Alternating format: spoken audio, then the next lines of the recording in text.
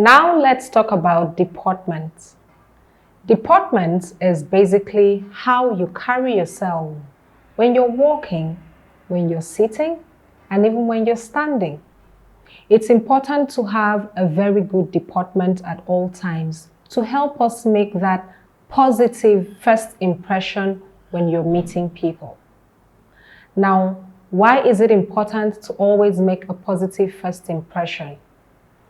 It's important to make a positive first impression because sometimes we never get the opportunity to make a second impression.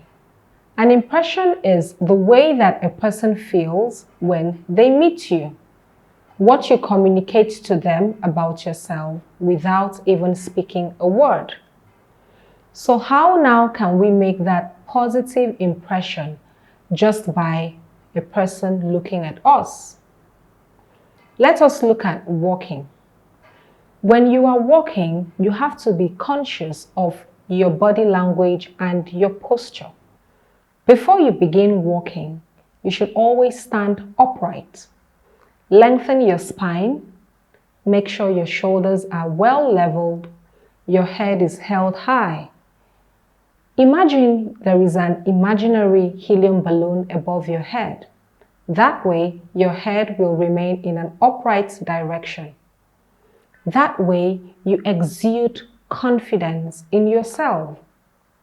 The homework I'll have for you on how to improve your walking posture is to put a book on your head and walk while the book remains on your head.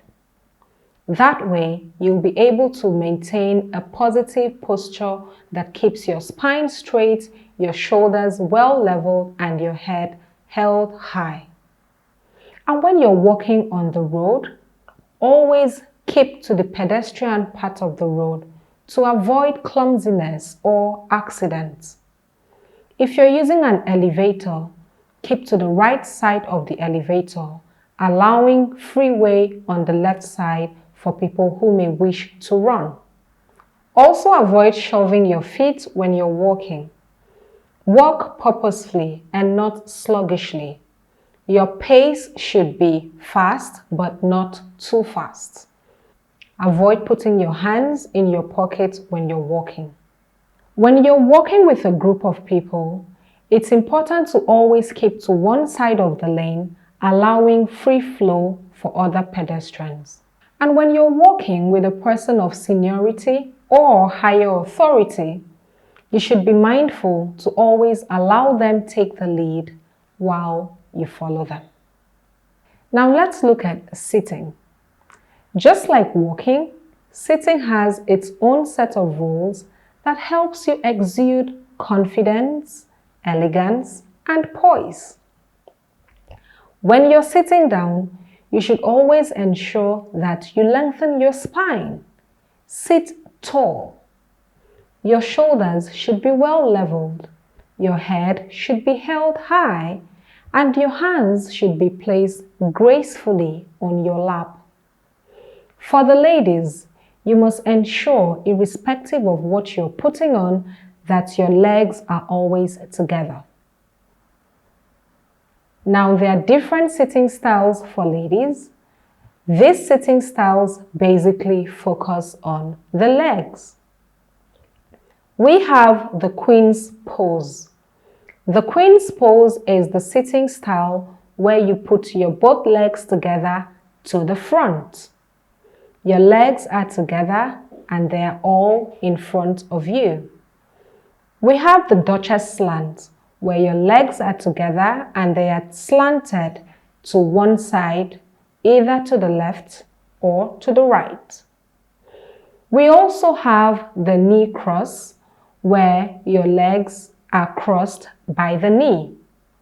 Now you only sit with the knee cross if you're wearing a dress that is flowing well below your knee. How about the ankle? So we also have the sitting position of the Queen's pose with the ankle cross. We also have the Duchess slant with the ankle cross. Any of these sitting styles are very acceptable and very graceful for ladies. For the gentlemen, The difference in the sitting styles are basically the way that you place your legs. For the gentlemen, your legs don't necessarily have to be together like the ladies.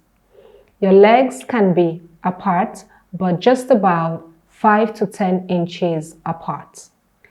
You may also cross your legs by the knee, placing your arms very elegantly and gracefully.